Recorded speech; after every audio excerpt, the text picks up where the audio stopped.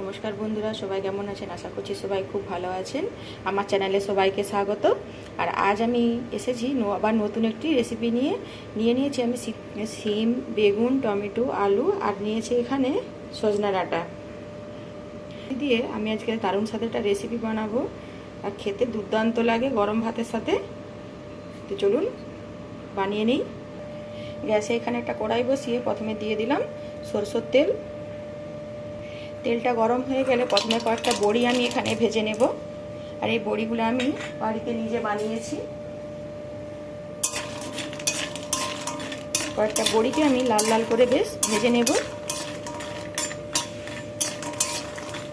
আর এগুলো বাড়িতে বানানো বড়ি খেতে অসাধারণ সুন্দর লাগে। বিউলির ডালের বড়ি। বড়িগুলো আমার এখানে সব লাল লাল করে ভাজা হয়ে গিয়েছে। বড়িগুলোকে আমি এখন নামিয়ে নেব। আমি আরও কিছুটা তেল দিয়ে দেব। এখন আমি বেগুনগুলোকে ভেজে নেব। প্রথমে আমি কেটে রাখা বেগুনটাকে ভেজে নিচ্ছি। বেশ একটু লাল লাল করে বেগুনটাকে ভেজে নিতে হবে। বেগুনটা আমার এখানে প্রায় লাল লাল হয়ে ভাজা হয়ে এসেইছে। তো এর মধ্যে আমি এখন দিয়ে দেব কেটে রাখা সিম। কেটে রাখা সিমটাও আমি দিয়ে দিলাম। এখানে বেগুন আর সিম আমার একসাথে ভাজা হয়ে যাবে। এভাবে করে একসাথে বেগুন আর সিমটাকে আমি ভেজে নেব। বেগুনটা আমার প্রায় ভাজা হয়ে এসেছিল। তারপরে আমি সিমটা দিয়ে দিলাম। সিম ভাজা হতে বেশি সময় লাগে না, একটু হালকা করে নেড়ে নিলেই হবে। সবজিগুলোকে একটু নেড়ে চেড়ে আমি ভেজে নেব হালকা করে, একদম বেশি ভাজার প্রয়োজন নেই। যতক্ষণ এই সবজিগুলো ভাজা হচ্ছে আমি একটা মশলা তৈরি করে নেব। এখানে মশলার জন্য নিয়েছি আমি অল্প একটু আদা, একটু সাদা সরষে আর নিচ্ছি হাফ চামচ গোটা জিরে। এটাকে আমি এখন ভালো করে বেটে নেব। এখানে সিম আর বেগুন আমার ভালো করে নাড়া হয়ে গিয়েছে। এটাকে আমি নামিয়ে নেব এখন। এর থেকে বেশি আর নাড়ার প্রয়োজন নেই। আবার একটু আমি দিয়ে দেবো সরষের তেল। ফোড়নতে দিয়ে দিলাম একটা শুকনো লঙ্কা, অল্প একটু 5 ফোড়ন আর দিয়ে দেবো অল্প একটু গোটা জিরে। তো ফোড়নটা আমার এখানে একটু লাল লাল করে ভেজে নিচ্ছি। লাল লাল করে বেশ ভাজা হয়ে গিয়েছে। এখন এর মধ্যে আমি দিয়ে দেব কেটে রাখা আলু।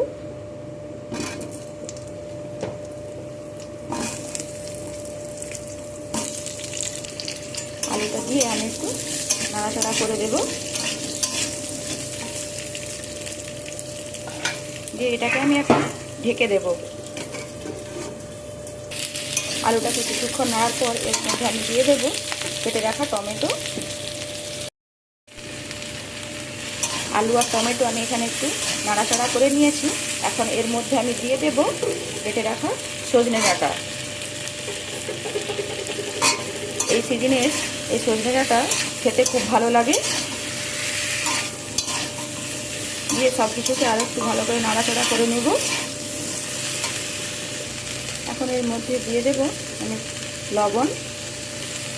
দিয়ে সব কিছুকে আবার একটু ভালো করে নাড়াচাড়া করে নেব।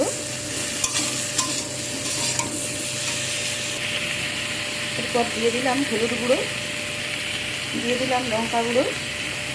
দিয়ে সব কিছুকে আবার একটু ভালো করে নাড়াচাড়া করে নেব।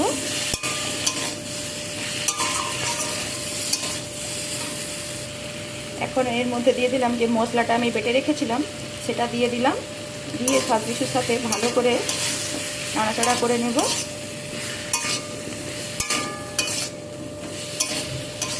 অল্প একটু নাড়াচাড়া করে নেব, কেননা এতে সরষে দিয়ে আছে।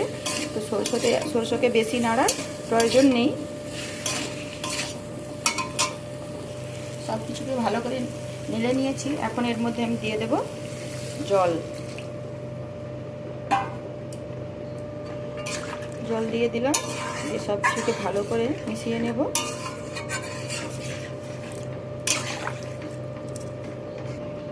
ফুটে উঠেছে। এখন এর মধ্যে দিয়ে দেব আমি সিম আর বেগুন যে ভেজে রেখেছিলাম সেটা এর মধ্যে এখন দিয়ে দিলাম। দিয়ে সব কিছুকে আবার একটু মিশিয়ে নেব। দিয়ে এটাকে আমি 2 মিনিটের জন্য ঢেকে দেব।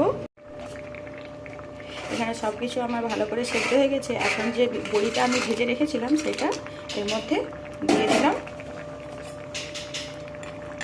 দিয়ে বড়িটাকে এভাবে করে একটু নাড়িয়ে সবজির সাথে মিশিয়ে নেব। বড়িটা দিয়ে আমি এখানে আর বেশি ফোটাবো না, অল্প একটু সময় ফুটিয়ে এটাকে এবারে নামিয়ে নেব। ওটা আমার এখন রেডি হয়ে গিয়েছে।